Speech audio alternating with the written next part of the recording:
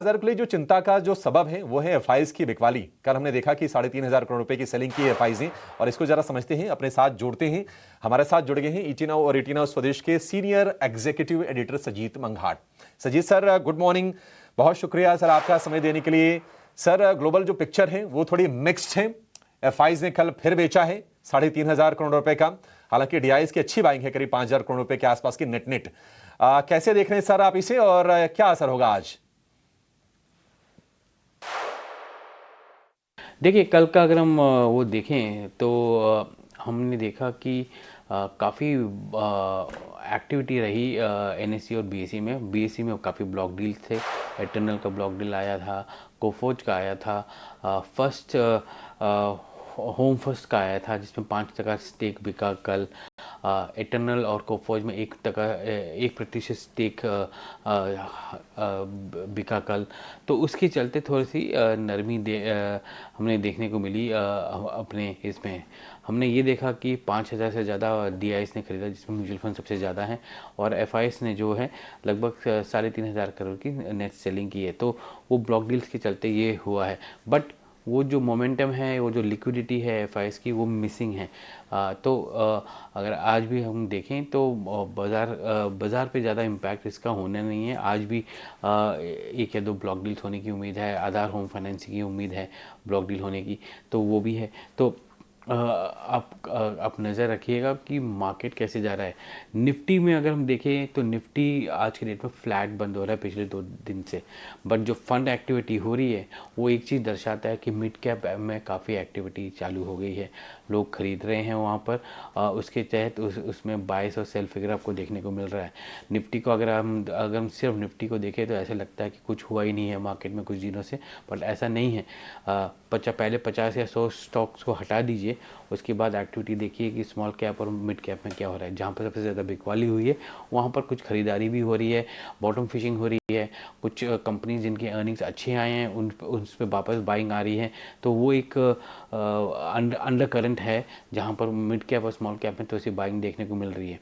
और कल हमने येस बैंक में भी थोड़ा सा प्रेशर देखा था, बट येस बैंक का तो वो निफ्टी बैंक में एडिशन का था तो उसकी वजह से था वो। बट ओवरऑल हम देखें तो मोमेंटम जो हमको फॉरेन इन्वेस्टर से चाहिए वो अभी तक आई नहीं है, और उसके लिए कोई ट्रिगर अभी दिख नहीं रहे। बिल्कुल। सर, अगर एफएनओ के संकेतों को देखा जाए तो आज निफ्टी और निफ्टी बैंक को लेकर क्या स्ट्रेटजी रखनी चाहिए? देखिए, एफएनओ में हम देखें तो कल मार्केट बहुत सीमित दायरे में था। 25,400 के ऊपर बंद हुआ। हमने देखा कि पुट राइटिंग हुई थी 25,400, मतलब कि एक सपोर्ट बन रहा है 25,400 पे। पर उसी के साथ हमने देखा कॉल राइटिंग भी जो थी 25,500 और 25,600 पे है। तो वहाँ पर एक प्रेशर, एक रेजिस्टेंस बन रहा है। ओवरऑल हम देखें तो एक दायरा सा थोड़ा सा लंबा हो गया है ओपन इंटरेस्ट के बेसिस पे, ऑप्शंस के बेसिस पे 25,000 और 26,000 के बीच में है, जिसके बीच में अभी निफ्टी 25,400 के ऊपर है। और इमीडिएट उसके रेजिस्टेंस जो आते हैं वो 25,600, 700, 800 में आते हैं। तो ऊपर जाना थोड़ा सा मुश्किल लग रहा है निफ्टी का आज के डेट में। और नीचे की तरफ का बेस जो है वो बन भी रहा है, जहाँ पर 25,000 पे काफ़ी पोजीशन बिल्ड की जा रही है। तो एक प्रोटेक्टिव बेस की तरफ मार्केट बढ़ रहा है। एफआईएस को देखें तो एफआईएस के लॉन्ग पोजीशन अभी भी 21% है, 21-22% हैं। और कल हमने देखा कि निफ्टी में लॉन्ग पोजीशंस ऐड हुए थे और निफ्टी बैंक में शॉर्ट पोजीशन ऐड हुए थे। तो दोनों में हमने देखा निफ्टी जहाँ एक तरह हमने देखा कि निफ्टी में एफआईएस ने अपने ओपन इंटरेस्ट पोजीशन बढ़ाए जाते। इसका मतलब ये है कि कुछ लॉन्ग पोजीशन ऐड हुए, और निफ्टी बैंक में जो थोड़ी सी ओपन इंटरेस्ट पोजीशन घटे थे जहाँ पर शॉर्ट्स का थोड़े से कवर होने को हमको देखने को मिला, या लॉन्ग्स अनवाइंड हुए वहाँ पर। तो ओवरऑल मार्केट जो है सीमित दायरे का लग रहा है आज के डेट में। वीकेंड है और पोजीशंस कुछ ओपन नहीं रखेंगे कुछ इन्वेस्टर्स, क्योंकि वीकेंड्स में अनसर्टेनिटी बढ़ गई है। तो वो भी एक चीज़ है जिसकी वजह से हम वॉल्यूम थोड़े से कम देखने को मिलेंगे हमको। ऑलराइट, बट इसी के साथ सजीत सर, जीडीपी के आंकड़े आज आने वाले हैं और ये नई सीरीज के पहले आंकड़े होंगे।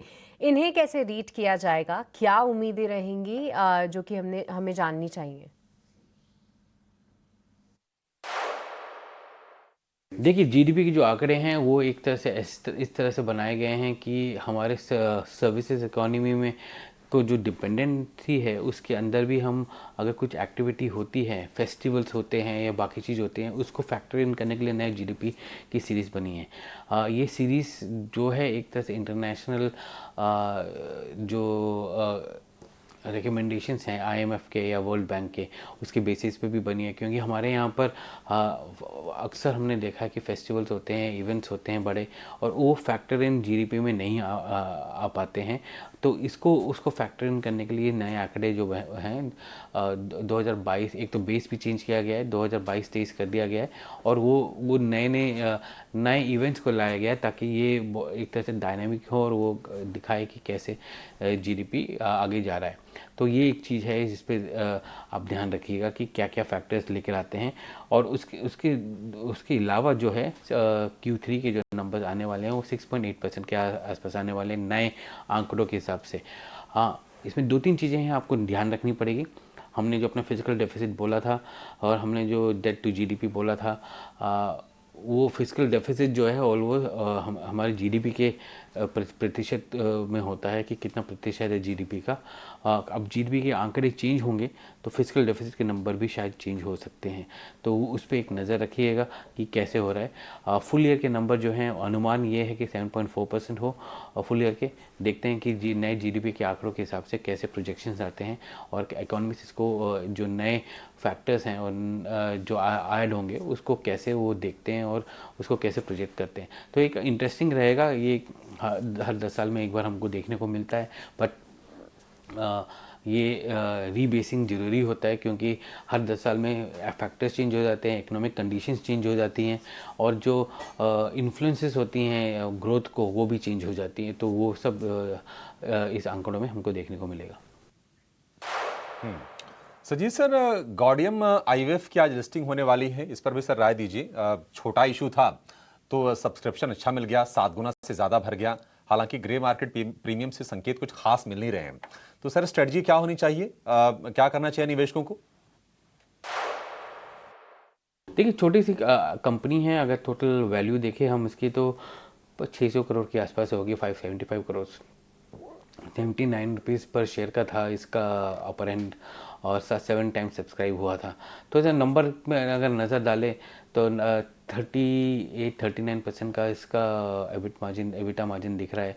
और अगर हम दूसरा देखें तो फुल ईयर के जो नंबर्स हैं वो 24 टाइम्स FY26 पी आ रहा है इसका, और 27 के नंबर्स पे अराउंड 20 टाइम्स का पी आ रहा है। हाँ, आज के डेट में 7 टाइम्स होने के बावजूद थोड़ा सा आई थिंक IPO थोड़ा सा नरम खुलेगा। छोटा सा कंपनी है तो इसमें इंस्टीट्यूशनल इंटरेस्ट उतना नहीं होता है, क्योंकि इंस्टीट्यूशनल इंटरेस्ट होने के लिए एटलीस्ट आपको 300-400 करोड़ का फ्लोट चाहिए होता है। तो आपको HNIs और रिटेल के इसमें एक्टिविटी ज़्यादा दिखेगी, म्यूचुअल फंड्स की बहुत कम दिखेगी। कुछ स्मॉल कैप म्यूचुअल फंड्स होंगे तो अगर जिन्होंने लिया होगा तो वही होंगे इसमें, बट 600 करोड़ के IPO में आपको इंस्टीट्यूशनल एक्टिविटी कम देखने को मिलेगी इसमें। तो टोटल IPO का साइज़ भी अगर हम देखें तो 165 करोड़ का ही था IPO का साइज़। तो अगर कुछ आता है इसमें तो कुछ बाइंग आती है म्यूचुअल फंड्स के आगे जाके, तो शायद इसमें कुछ एक्टिविटी दिखे, नहीं तो ये IPO का जो 600 करोड़ का वैल्यू है कंपनी की, उसमें आपको रिटेल HNI ये क्लाइंट्स ही सबसे ज़्यादा देखने को मिलेंगे, कुछ PMS में देखने को मिलेंगे, या फिर कोई ऑल्टरनेटिव्स देखने को मिलेंगे। तो इसमें म्यूचुअल इंस्टीट्यूशनल एक्टिविटी थोड़ी कम रहेगी इस IPO में जब ये लिस्ट होगा।